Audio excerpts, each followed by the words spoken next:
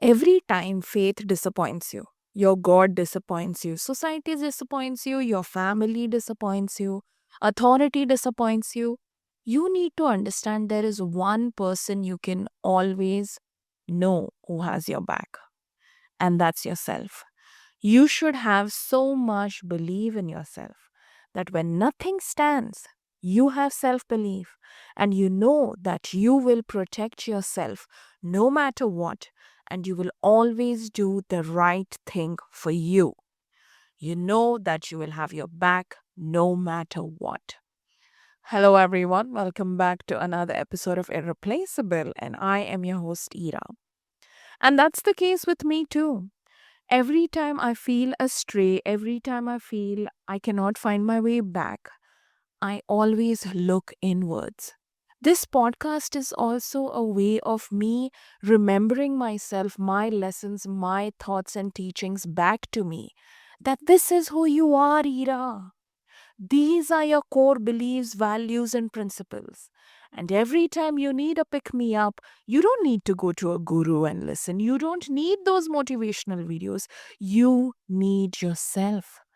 And that's why I listen to myself every time I'm going through a rough patch. Every time I need guidance, I need answers. And I do not trust anything. I don't have faith. I'm not able to open up to the universe. I open up to myself. And if this is not enough proof of self belief, then, babe, I don't know what to explain to you. It's easier said than done, right? Believe in yourself. But it comes at a price, it comes at a cost. You are taking your deciding factor to take a risk on yourself. You're deciding to bet on yourself. You're taking a chance on you. And think about it. So many people already come to you for guidance. So many people already feel so safe in your company. You are so valued. People look up to you. People ask for your opinions. So, if they are so comfortable with you, why don't you trust yourself? If others trust you so much, if others need your help, if they find you so valuable, why don't you trust yourself that much? You really want to know the secret? It's the confidence. And the secret of that confidence is believing in yourself. It's trusting yourself so that if you want to be confident in any decision you take, the opportunity will come to you. And you need to have some core foundational belief, starting with you're worthy. So if you want to ask, how does one believe in themselves, Ira? Take it from me. I've read books, I have searched for answers, I have scanned the internet, I have introspected, I have asked everyone, and I never found a defining answer, and I found it extremely frustrating. I even turned to God. I am known in my college and my study groups for going through the pages of every historic and religious book because I believe in multiculturalism. So I have read the teachings of the Bible, the Quran, the Bhagavad Gita, you name it. I have scanned through it in search for answers. And it all comes down to one thing that all of these books say: it's either God or it's yourself. And I'm still not convinced because imagine reading all these books and understanding that there's no answer. There is no answer. We are not able to give you a concrete definition and proof. And that was when I found the answer. I have never found anything convincing enough for me to follow. And the answer to believing in yourself? It was right in front of me. That's when I realized the answer is to believe in yourself. You want to believe in yourself? Then believe in yourself. Do you get it? You don't? I'll explain it to you. You need to seek inwards for these answers. The step to believing yourself is believing yourself. It's very simple. But again, we humans, we complicate everything. How do I know I'm believing in myself the right way? How do I know this is the right method to do? How do I know I believe in myself and not others? What if I don't believe in myself? All these questions. And I have listed it down and I will tell it to you in a story. Okay. I'll tell you a couple of stories. And the first one was when I met this girl called Zoya in college. Now, I was in an engineering college, and the thing about a tech college, this was when Facebook was at its peak, Elon Musk was coming up, and we just grew up reading about Bill Gates and all these, technocrats on how they are going to shape the future. Technology is going to shape the future of the world. We engineers are the future. We are the visionaries. But most importantly, that if you don't have a startup in your dormitory, you're a failure. So by second year, every single kid had to have a startup. We were pushed relentlessly. It was the startup boom, okay? There was this whole period in 2012, 2014 to up till 2018. There was this whole thing where everyone had a startup. Startups were opening left, right. Everyone was the next big thing, the next big company, a bunch of college kids with a plan, a lot of funding, and everyone's going at it. Now, it gets very competitive when you're in a top tech school. And that was my situation too. And honey, I started a startup too, which I would like to tell you, it's still going very successful. Okay. So I started, it was more of a side hustle for me because I was always more into my academics. I didn't really want to be a dropout. I did it for the extra cash, honey. But everyone wanted an app, everyone had a website. So I met this girl called Zoya, and I met her at a hackathon. There were a couple of her other friends, and we got to talk and all of these things. You see people from other colleges come, and it makes you feel a little bit small that, wow, people are so overqualified, people are so much better than me. These are 19-year-old too, I'm 19 too, and look at them, they've achieved so much and I've achieved nothing. And I think I live in this bubble, I'm clearly not up to it. And I got to know that Zoya's startup with her friends has a market valuation of more than 50 million. And they have received their fundings, and the oldest amongst them was 21. And if I were to correctly remember what the startup was about, it was about some automotive cars and how they are controlled through traffic. And it was like a Uber company where it's not, they don't have drivers and stuff like that. It was very complicated. It wasn't like Uber, but it was like if you ask a AI to just make up a startup idea. Okay, so it was very futuristic for 2014. It was extremely futuristic. So they invited me to their crib, and I go, and in this mansion there were 5 college kids living, including Zoya, and they had the best life. They had a pool, they had a pool table, they had these amazing reclining sofas. And for a college kid, oh my God, I was in love with that sofa. They had these plasma TVs, and they were always chilling all the time. The culture was so cool. And if you see all of that for a 19-year-old kid who lives in a dormitory on scholarship, that was a lot for me to take in. And I felt like an absolute failure. I felt like I haven't amounted to shit in life. I have not achieved anything. My nose is just buried in books. I should be out there doing this thing. These are my people. This is my tribe. This is the kind of people, I need to hang out with. Like, what the hell am I doing? I'm not gonna lie. I was super jealous.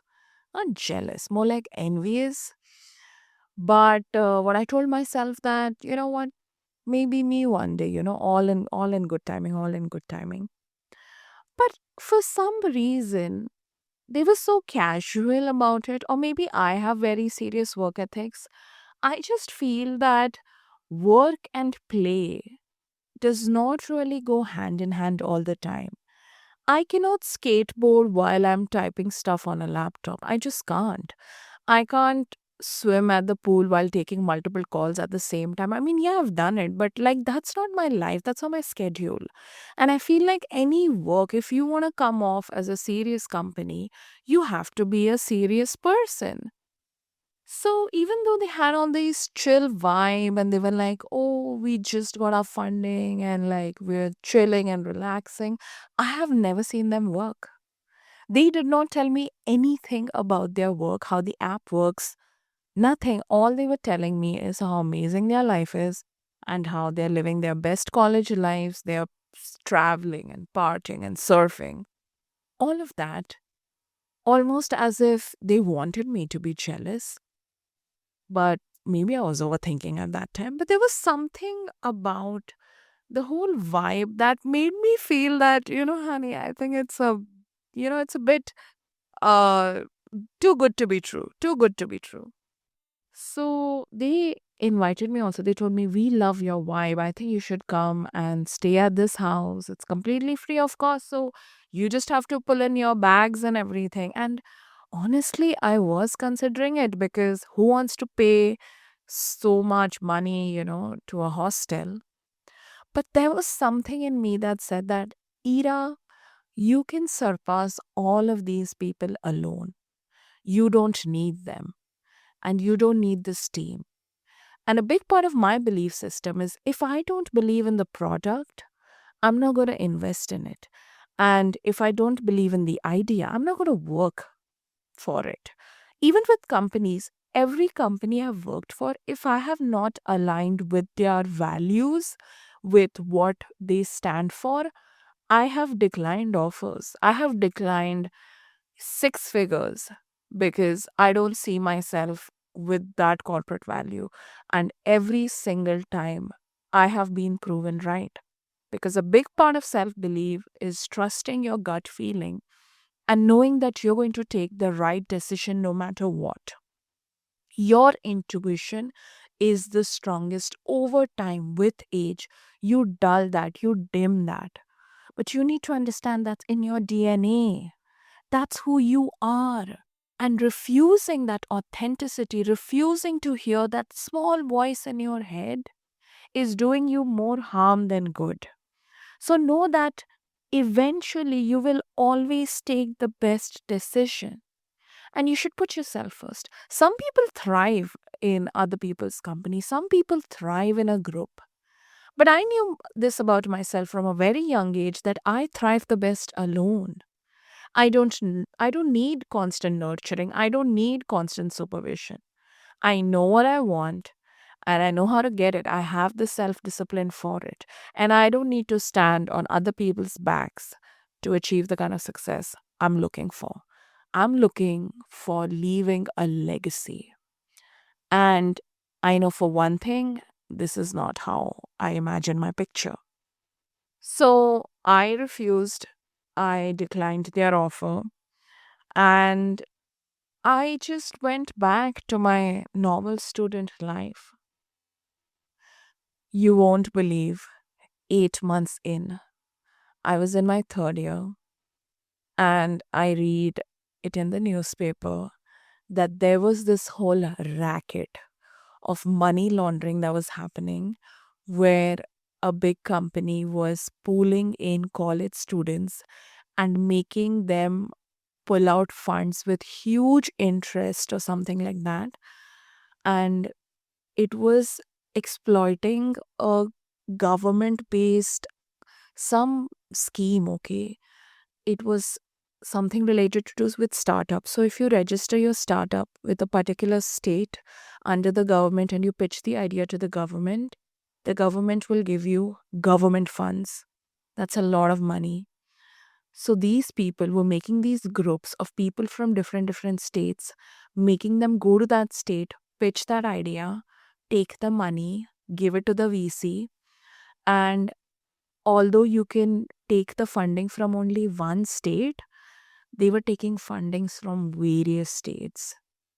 And these kids were so foolish, they took all that money and gave it to the VCs who sort of fooled them, I think. Was like, I'm going to safeguard this money for you and give it to you in parts. And instead of giving it to them, the VC ran away with the money and billed it to them. So when the scam was caught on, who do you think the police arrested, darling? The kids. Because these kids were foolish enough to sign papers without reading them. And they were so blinded with the money, with the lifestyle, with the luxury, that they were too optimistic to even understand what was happening. You think raising funds for a startup is that easy? You think someone's gonna just hand in the money because they love your vibe? Uh-huh. We're talking about millions of dollars. We're talking about crores of rupees. It's not that easy. And I knew it. I caught on to that. I told you it was too good to be true. I knew it. I'm like, this lifestyle, any CEO I have ever met, and I go to a lot of conventions, let me tell you, any CEO, business person I've ever met is very serious about what they do. All these people who flaunt their wealth, who party, show off their wealth. They're like, oh my God, I'm a businessman. You see them on dating apps, they have these fancy cars, they're having all these photo shoots and everything. Let me tell you, a real, authentic business person does not have time for that. They don't even have time to look that aesthetic or like Instagram models. They don't. And it is so like it's in your face, but people buy it every single time. People buy into the photos, they buy into the lifestyle. Whereas any high functioning CEO, oh my God, search up Forbes 500 list. Look at the faces of the CEOs in that list. Look at the faces of the top companies. Look at their CEOs, CFOs, whoever the hell you want to look at. These people have not come to play. They are not baddies. They are not here to flex. They're here to do grind and to work hard. And I knew this. I knew this. See, sometimes I do get it, work hard, play hard. I do get it. Some people really take care of themselves. Some people really got that 9 to 5. And I wake up at 5 a.m., run clubs, all of that. I get it. But in the long run, it's not practical if you don't come from generational wealth or you're not already getting in a lot of money from your parents. If you're 100% self made, you just kind of look like shit. You look like shit, you work like a dog. And maybe when you're in your 40s and 50s, you'll be rewarded with those millions. That is the reality of life. Don't let all these pyramid schemes fool you. And I knew that. And I knew it that hard work will always eventually end up in making yourself trustful, successful. And a huge part of believing in yourself is also not lying to yourself, not lying to others. Who will you trust? You will trust the person who doesn't lie, right? If you've caught someone in a lie, would you trust them again? No. So if you lie to yourself and you've caught your own lie, you will obviously stop trusting yourself. So every promise you make, you need to be able to keep those promises to yourself and to other people because that is how belief is built. You know you're going to get it done. You have no bullshit in you. You have no excuses in you and you can rely on yourself. That is fundamental. That is the principle. I'll tell you one more story. So behind my college there was this mountain range which is very famous. It's called the Aravallis. And it's just beautiful. Like, it's so scenic. It's mountains in the middle of a desert. So that is like the greenest area around. So my campus was, I think, awarded by the government for like being a complete green campus. But keeping that aside, I had three friends and I'm going to change their names. Okay. I'm going to call them Ryan, Sean, and Parker. And these three went to trek there once. Now, most of the times, if you want to go trekking, you have to join the adventure club. But these guys were too adventurous. They were my seniors. And they also wanted to have some green with the greens, okay, if you know what I mean. So they went at night trekking this mountain. And they decided that they're going to see the sunrise. They're going to maybe camp a little bit, smoke up a little bit, and then they're going to come back down in the morning right before class. Now, there are a lot of signboards and hard stops that you need to make, which is not visible at night. And because these three boys went at night, they didn't want to be detected. So neither could they see these stops and neither could they switch on their flashlight to be that powerful that they could see all these reflectors. And guess what happened? They got lost. And it was such an adventure because they weren't found for 3 days. And it's not even that big of a mountain stretch, but the problem is the village that is beyond that mountain range. On our side, it's the city completely, but on that side, it's a very remote village. And crime rates are super high in these very rustic areas. We've had kids from colleges get disappeared. There are a lot of animals there, plus, there are a lot of protected animals there. There are not many forest rangers there either. So these three guys were there and they got lost.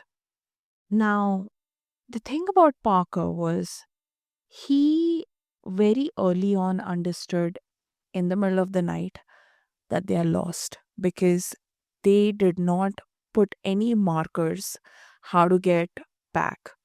They were so confident in their abilities that, okay, they are just going to figure it out. But Parker was given the responsibility to make markings. Now, these three are not travelers per se, so they don't know trekking mostly, but they knew that some things needed to be done. They thought it would be a walk in the park, darling, but that didn't happen. So they're on their way. Parker realizes they're lost, but he didn't want others to panic. So he kept quiet. Then I think they came across a deer. Okay, it's called a nilgai. I don't know what it's called in English. I think it's a black buck. And those deers, they are very huge. It's like if a deer was the size of a cow, and they are government protected. They thought that this deer, it shouldn't attack them because their hooves are very powerful and this is their natural habitat and they are new here. So while they were trekking, just behind Ryan, he could feel this breathing sensation, okay, near his neck. He was so scared that something's up because if two people are in front of him, who's the person who's breathing down his neck? Now, you need to understand you have ancestral DNA in you. You're a human who has evolved with all the memories and DNAs from the primitive humans up till now. You're the latest version of the upgrade. As a man, he knew what needs to be done in situations like this. You need to be calm, you need to be collected, and you need to be so confident that this animal doesn't sense your fear. You have to be brave and courageous at that time. That fearlessly, not only would you guide your tribe, which is your friends, to safety, you would also make sure that the animal doesn't feel threatened enough to attack you. So each friend is going through a different struggle in their own head. Parker has literally made the group lost. Okay, Ryan and Sean, they are having this animal situation. And even though they were lost for 3 days, they trusted their gut feeling no matter what. They try to trace back without causing panic, without causing issues. There's no network there. And they were literally not blaming each other either, because in most situations when trouble happen, people are quick to point fingers at each other, because of you, you did that, you did this and that. They trusted each other like brothers because they also trusted themselves that they are someone who handles all the situation, because you need to have a proof list. You need to have a list of times and things where you have done all things correct, all things good, and you have kept people safe around you. So when you have this proof list and you trust yourself that these were all the times you were right, these were all the times you were good, you have enough conviction to fuel that self belief that I'm going to come back home. So even though this whole situation was a big failure and people, they got yelled at, they got suspended for a little while, they were finally found they were malnourished, they were hungry, they were deprived, they let the failure teach them rather than define them. And this definitely became an adventurous story. Like, how many college kids could say, okay, we three went on a trip and then this happened. And plus, they were very proud of themselves because they weren't coming back looking for validation from people that, oh, I'm such a hero that I came back and I survived. They got reprimanded for it. But instead, their internal validation was so strong that I saved myself and my friend. It not only helped them protect their fears, it abolished it because they were so brave that they faced their fears head on and did not let other people school them into or feel or define how they should have felt at that moment. They took full charge of how the situation turned out to be. And that is living your most authentic life. That is having positive thoughts that would eventually lead to positive actions like it happened with these guys. And after, when they came back to safety, that's when they broke down. That's when they spoke out to each other, held each other's hands, and that's when they allowed the nervousness to be released. Because in very high tension situation, you need to keep your spirits up, your friend's spirit up, and always trust that the best thing is going to happen to you. You're always going to find a solution. You're always going to be saved because right now it's not the authorities that are going to save them. It's not the college who's going to look after them. It's they themselves who have to figure it out. And that's how you have to, at a point, think selfishly that I have to put myself first, figure it out for myself, and then help others. And that's how you finally achieve all the truth to self belief. And you don't need to go through traumatic stories or adventures to get all these things. You can learn from other people's story on how their life has been. There have been situations in your own life where you have been challenged from a thought process. You have been alone where you had to pull yourself out from that dark hole.